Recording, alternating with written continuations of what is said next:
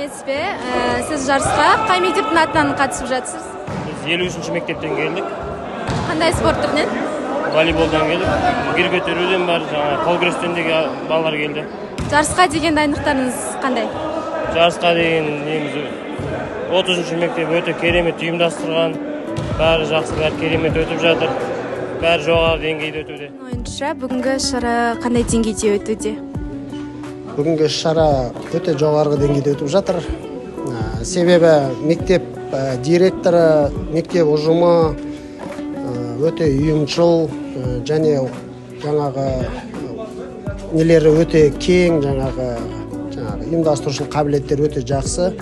Энди Мукагали Макатаев атамыздын курметине өтүп аткан жарыс туура өз деңгейинде деп ойлойм.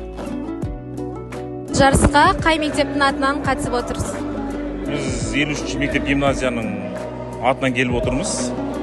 Мукагали атамыздын жарысына бул жылда уюмдастырылатын жарыс. Быйыл энди бул эрекше жарыс болуп отур. 30-cı лицей башчысынын акимчилигине жана осы мектептин ужумуна үлкөн алгыс айтамыз. Жарыс жогору деңгейде өтүп атыр. Бул спорт жакшы го, денсаулык кепили дейди.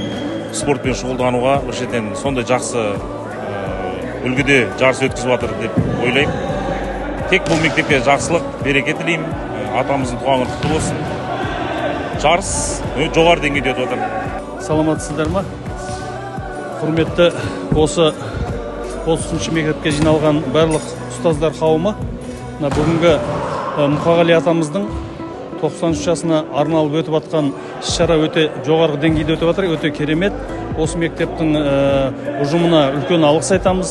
Үлкен дастархан жайып, жақсы концерт беріп, жақсы өнер көрсетіп атыр. Осы мектептің ұжымы оқушыларынан бастап бәрі.